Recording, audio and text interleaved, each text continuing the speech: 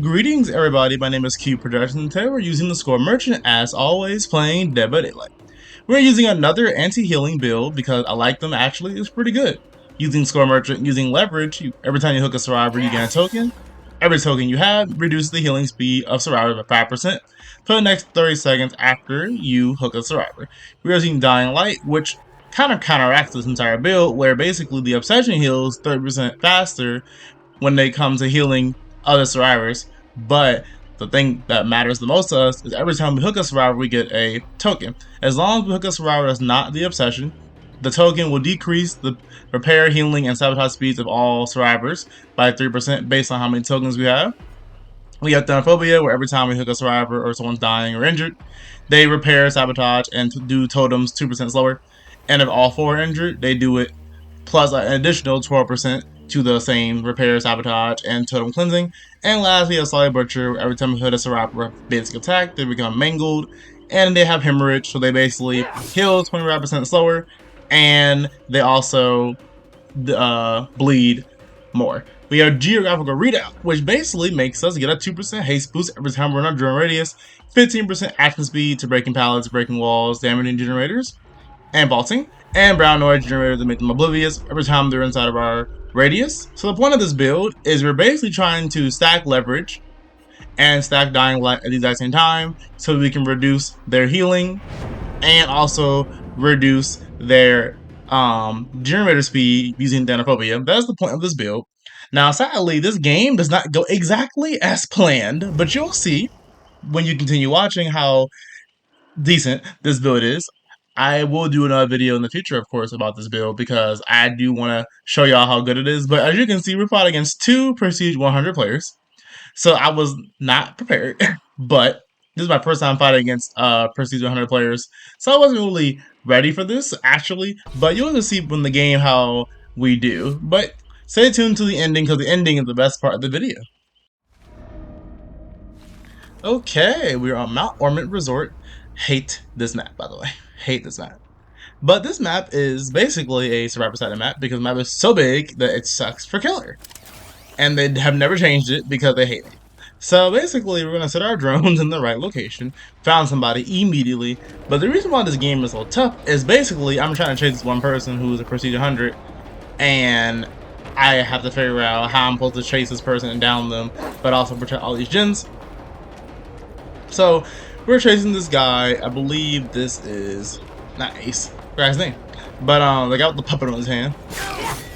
So free hit, nothing wrong with that. Solid butcher activated Thanatophobia. But I'm gonna ignore him because I realized that it's more important to just try and protect these gens. And there's this girl. I knew she had sprint burst, but in my head I thought I could hit her before she could even get anywhere, but I was wrong. She threw it on the pallet. I'm gonna break it because there's no point in trying to mind game this. But then she goes towards the shack, and I'm like, yeah, no. So someone exposed, and I'm like, oh, okay, free down for me. And also, he's oblivious, he doesn't know I'm coming. So he's not mentally prepared for this. So that's a free down for me. The game goes really well, and it looks like we're actually doing amazing. So we're gonna get basically a free, easy hook right here. First hook before they even complete a gen.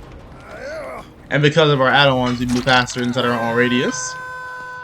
Activating a stack of leverage and getting a stack of dying light to make basically they're doing the generators, I believe, 5% slower automatically because one person's on the hook and we have a stack of dying light. So now I'm gonna chase this girl. This is the Prestige 100 person I was talking about, and she's really good at looping. Actually, really good at looping, and Storm Merchant's bad at chasing people in chases anyway. And I'm bad. So because of that reason, this is going to be really hard for me to be able to basically loop this person. I mind game her, but whenever I try to mind game her, it doesn't really work. She just knows what I'm doing, doesn't drop the pallets down, doesn't go over pallets. She just is a real nuisance. So because of this reason, I'm going to try and chase her anyway though, because I realize if you're really good at the game, there's one of two things I can do. I can either ignore you, or I can let you drop down every single pallet in the game, and I can chase you later on. Once I end in a comfortable position where basically I have got rid of every pallet. The only problem with my second strategy is the fact that if I do let her drop every pallet, yes, there's no pallets on the map anymore, but at the exact same time, they will do generators while I'm chasing this one person. But that's the point of this build. I thought I heard somebody working on the gen, but I must have heard wrong. So I'm gonna break this wall, just get out of the way, and kick this gen, even though it's barely being worked on, but I'm gonna kick it anyway. So at this point, I see a pretty good 3 gen that I'm going to try and secure. And I can tell they realize the good 3 gen because they're going to try and do the gen as quickly as possible. But I'm going to put a drone here and chase this person. They're going to go back towards the gen knowing I am right there. I don't know why I did that. So I'm going to chase this person so I can get this annoying, what's it called? Palette out the way. This map has such good palettes. It's so annoying. Like, I hate this map. Really good loops, gigantic, great palettes that are safe. It's just so annoying. I hate this map. So that girl's injured, but I'm not gonna go after her because she's really good at looping. And I'm not trying to deal with that right now. So I'm gonna go after somebody who's actually kind of easy. It looks like to hit. Then I'm gonna go back because I want to protect my 3 gen. At this point in the game, I realized I'm not gonna say I lost, but I'm gonna realize that this build is not gonna really work for these really good survivors. So I'm gonna chase this girl, but this loop is just so strong. She's jumped on the pallet. For some reason, I didn't break it. I don't know what's wrong with me. I should have brought that pallet immediately, but I thought I could probably chase her, but I cannot because she doesn't drop on this pallet. Sometimes when they know a pallet is unsafe, they don't drop it down. So I'm gonna activate this drone and get myself a little speed buff. Chase her. She can go upstairs. If I didn't get stuck right there on that on that couch or chair, I'm pretty sure I could have caught her. But luckily for me, she does drop on the pallet, so at least she does that. I do find it funny though because she starts like, I don't know, moonwalk or whatever that is that survivors do. And I'm like, the more time she wastes doing that, the more time I can just have a higher chance of hitting her. Not to mention also, it doesn't really matter if you moonwalk or crouch down, I'll kill her. Either way, I'm going to use score merchant, I'm still going to kill you. Not to mention, I'm still going to probably hook you later on and you're still going to lose. So, I love when survivors are cocky because it makes me it basically makes me stronger, I feel like. It's like my quirk. I do get better as they make fun of me as score merchant. But I cannot lose because I am score merchant. So, of course, I'm trying my best in this game, even though I'm in a really bad position. She is in the middle of nowhere. I'm not going to even go after her. I know she's holding her spin burst. I could go after her and make her use her spin burst, but at the same time, I'd rather just go after other survivors who I know I have an easier chance of downing. But as you can see, we have really good 3 gen. I'm going to keep protecting these generators and ignore the fact that they probably have another gen already being worked on and protect the 3 gens over here. I haven't even checked the generators at the shack yet because I just want to protect this 3 gen because they're really trying to work on this generator and I'm not trying to let them do that.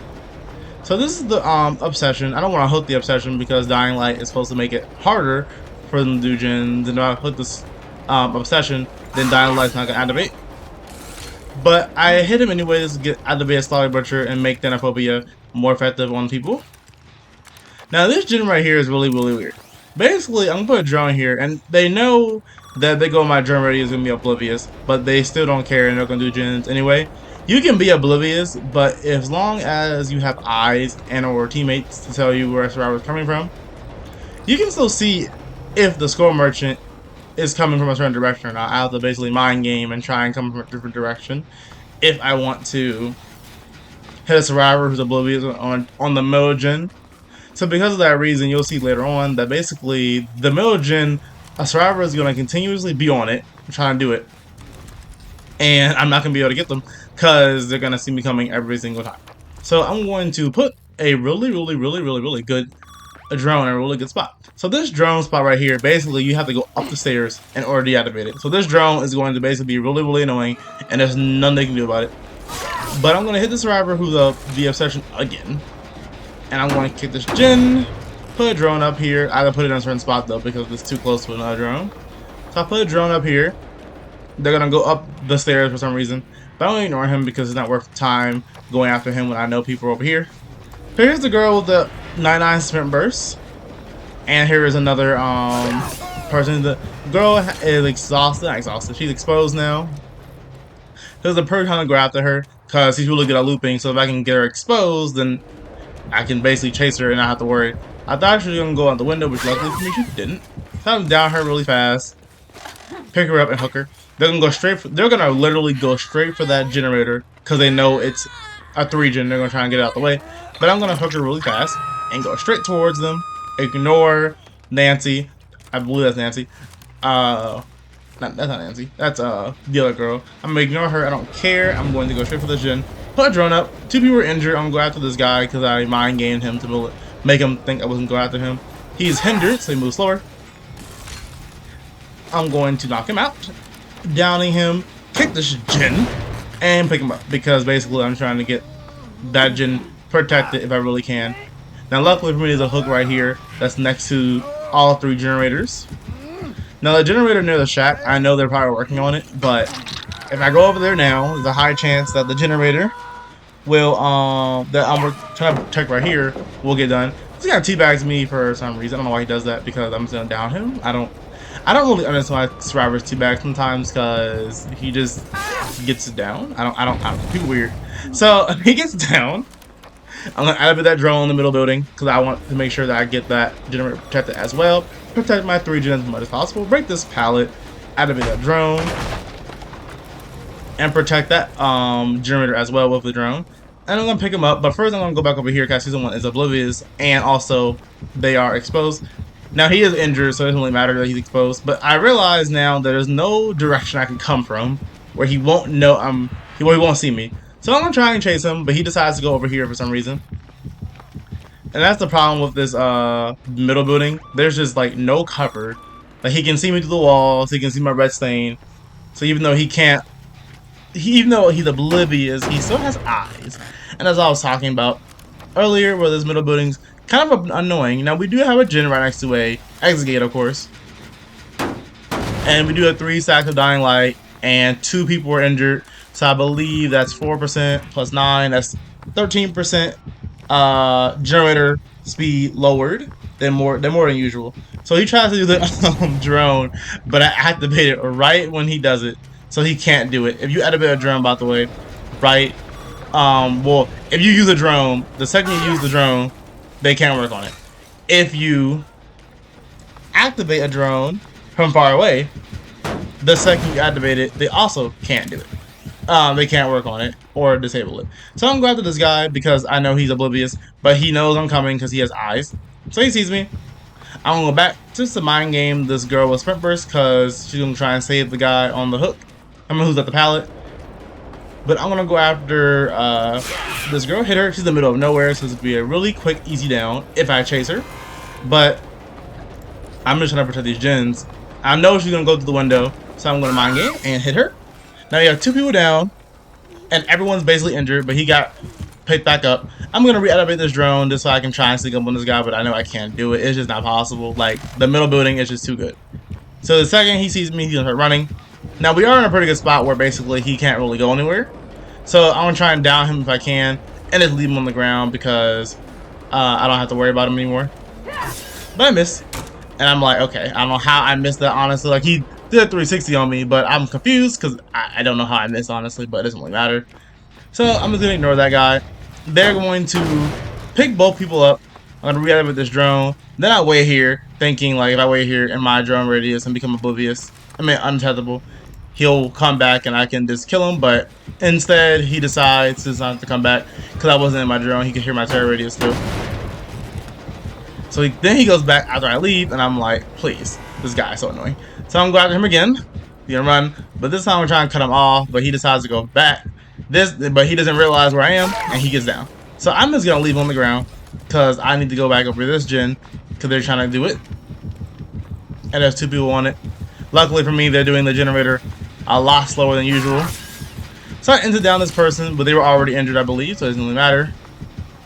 Then this girl's at the pallet. I hate the fact that she was able to just suck back at the pallet and basically hit it. Then it took me a long time to break that pallet, so I realized that she definitely went over the pallet and while I was blinded, so I couldn't break it. So I'm gonna try and mind game her, but she's smart enough to realize that I'm gonna try and go back towards the window. And she's not gonna vault it. But the reason why I'm going after her is because there's already 1 person on the ground, and I know I have enough time to down this person before I have to deal with the survivors. So I'm gonna down her, go back towards this gen, reactivate that drone. Someone's still on this middle gen, so I'm gonna go after him. And I'm gonna try and down him before he can go to the window. He goes to the window, but he has lives, so I can't even go after him, so now I have to go back. And this game is just so tough. This is probably the toughest game I've ever had, actually. because procedure hundreds are really, really annoying. And then they complete the gen that I've been trying to protect this entire time.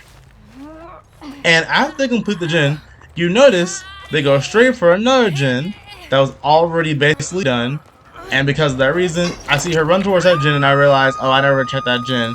And that gen was at 99 the entire time. So basically, she does the gen immediately and now the exit gates are both powered. So I was like, well, I lost.